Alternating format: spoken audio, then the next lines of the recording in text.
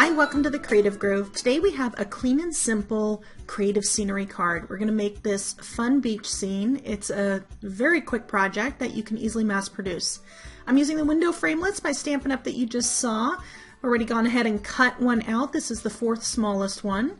And we're going to take a long post-it note and mask off the bottom 2/3 of our frame. And that is going to be the beach and water portion of this creative scene. We're going to place that across straight, and then we are going to go ahead and put that on an angle. You know, I like to do my creative scenes on an angle. It just makes it easier for me for some reason. I'm not quite sure. I'm using Soft Sky by Stampin' Up! And this is a dye-based ink, and we're going to use a regular sponge, also one that you can get it through Stampin' Up! I use lots of different sponge tools. This particular type of scene, I like using these sponges. I have a little bit of cardstock stapled there at the end to help create a handle. And we're just going to go in a soft circular motion. We're going very lightly. I'm starting off the project and just lightly sponging back and forth. And we're covering this entire area. This is our sky. Now I'm going to speed up several portions of this video, so if you see it start to go really fast, it's just really done for time purposes, just so you're not sitting here for forever. So we're going to go ahead and keep going here.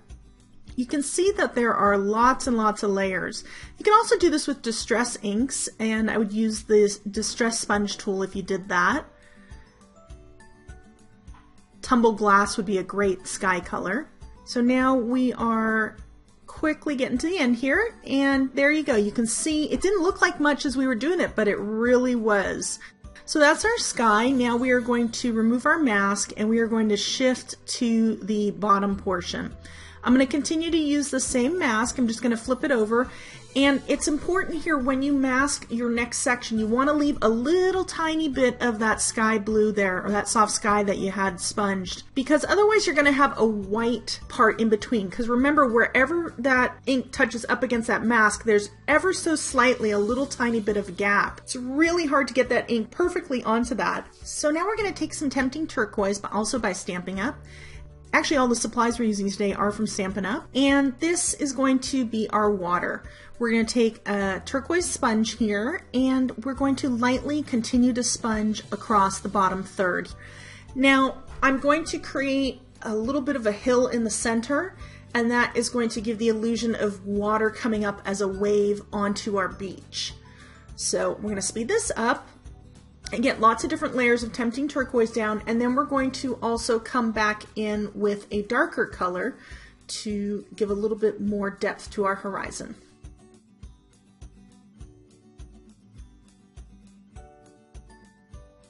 You want to keep the edge of your water lighter than the color towards your mask, because as water comes onto shore, because it doesn't have the depth that the ocean has, it has a little bit more of a transparency.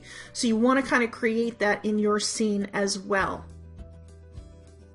Here's the Island Indigo. We're going to take a small sponge, and I'm going to really squeeze this tight and just try to get it at the horizon line here. And then I'm going to come in just a little bit where that wave is coming ashore. I am not going all the way to my beach, all the way to the end, because you don't want to cover up all of the Tempting Turquoise. This is a very strong color. It's a perfect color for a tropical water. And now we're coming back in with a little more turquoise just to kind of brighten the whole thing up a little bit now that we've added that dark color. We don't want the dark color, like I said, to overtake everything. So our water is done. We're going to peel off our mask here, and next we're going to work on our beach. So I have Sahara Sand, which is a nice light color. You could also use Crumb Cake, but I think that color is really a little bit darker, and we're going to use it actually on top of this. So we're going to sponge, and I'm going to try and keep a little bit of white in between, and that's where I'm kind of pointing at right there, at where that water is kind of coming onto our beach. I want to keep a little bit of white, and that will help give the illusion of froth that you see from the water coming onto shore. You can also do this scene with a brayer, but I find that I have a little bit more control with a sponge. So now we're taking the crumb cake, and this is a darker color, and I'm taking a different sponge, and I'm just kind of pouncing it down a little tiny bit. And this is just going to kind of give that speckledness for a couple of darker splotches in the sand. You don't want to overdo that. It can really easily take over your scene, but it's looking pretty good. That kind of feels like a wave, doesn't it? So we're taking a smaller new post-it note, and we are going to hand tear a few islands. Now I'm going to keep these small because I just want them to be in the corner of our scene. Now, if you do tear something that's too big, don't worry about it. You don't have to use your whole mask. You can only use part of what you tore, because you're going to take another post-it note, lay it across the bottom. So you really have control as to how big these are. You can choose to do these in two different masks if you want. I'm choosing to do it on the same one. So I have a larger island and a smaller one. And it's important for me to get that little bit of post-it note that goes all the way back down to my horizon line. So you can see I'm not even going to use my entire mask. I'm going to use most of it. I'm using more of it on the right side than the left side because I kind of want that lip of land coming down, and you'll see that once we've sponged it. So we're going to take our other mask here, and if you have too much ink that has saturated through it, take a new one. And then we're going to turn that on its side.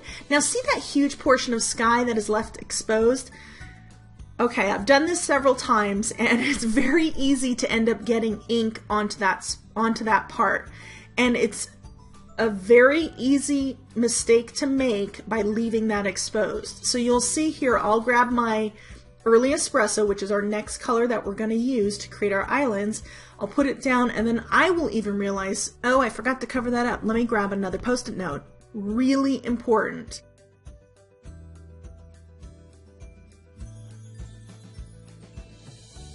I have done that way too many times. So now we're going to take our sponge, and we are just going to pounce. We're not going to do the circular motion. We just want to pounce because we want to collect a lot of deep color in there, and it will take you several times of doing this. And I'm going to speed this up really quickly right here.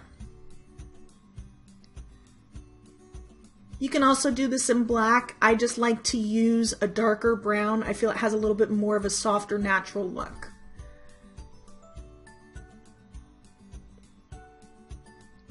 So we'll peel our masks away one at a time, and look, there you have those islands. Now I do want you to note that I did drop that down into the water a little bit so that our water is coming up just slightly, if you can see in between. I wanted to feel like the island was really going into the water. So now we're taking wild wasabi, and we're going to take the Wetlands stamp set. It's a great stamp set. We're going to use these reeds and the birthday greetings. So with our wild wasabi, I am going to stamp the reeds all the way to the upper left and right. You want to make sure not to go over your horizon line, and if you're uncomfortable that you're going to do that, you can certainly mask that off as well. I'm going to go all the way to the left. And you see how little of the image I actually stamped, just a little bit. Same thing on the right. And now here's a little trick. This is a great creative tip for you. We're going to do a partial image. So I have a torn paper napkin, and what this does is it serves as a soft mask. So now now I did ink my stamp up, you didn't see that. Now I went ahead and stamped it, and it only grabbed the part for the area that I'm looking for. I'm going to do the same thing on the other side, just masking off those reeds. And I just want the edge of the reeds. Notice I have the center where that little V was in between the reeds, right where my mask met. So now we have the reeds that form that path to the beach, and we're taking an early espresso marker, and we're going to create some seagulls. Very easy, just a little tiny convex half circle connected to another one, and that creates your birds right there. I like to do it in threes. It's that whole law of three, rule of three thing. It just looks good on your project. So now we're taking our early espresso pad again and our sponge, and we're going to do some very light sponging around the edge. And this is going to help frame our project and draw the reader into our scene. So I'm going to speed that up really quickly. Take your time doing this. You don't want to go too quickly. You get into every single corner there, but you really want this frame to be light. You don't want it to overtake and overpower your scene. So now we have a white gel pen, and this is by Uniball Signia white gel pen, and I always keep 5 or 6 of these on my desk because they dry up, and just when you want to get one, it doesn't work. So I actually flipped between 4 or 5 pens while making this project. I edited most of that out, but here you see we have some great little water up against our rocks. And then we're going to go ahead and just do a series of lines and dashes. You don't want to overdo it because it can very easily take over your scene as well. But this just kind of creates those little white caps to give the illusion of a windy day in the water. A little bit of movement. You can also try it with a marker, but be careful, and I encourage you to use a lighter shade than what you're using. Otherwise, again, it doesn't really look natural.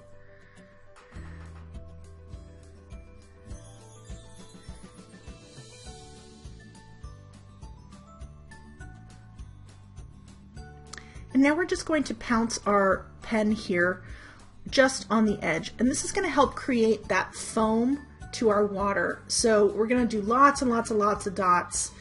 And I'm going to speed this up because this will take a little bit of time. But I'm just kind of following the natural path of my wave that has come onto shore.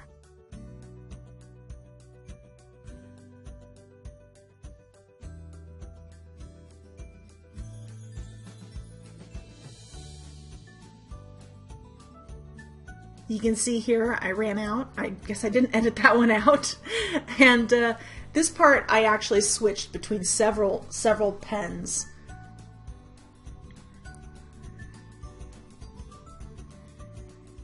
And I probably have well over 100 little dots here at the base. And you want to kind of move them up and down. You don't want them all in the exact same spot.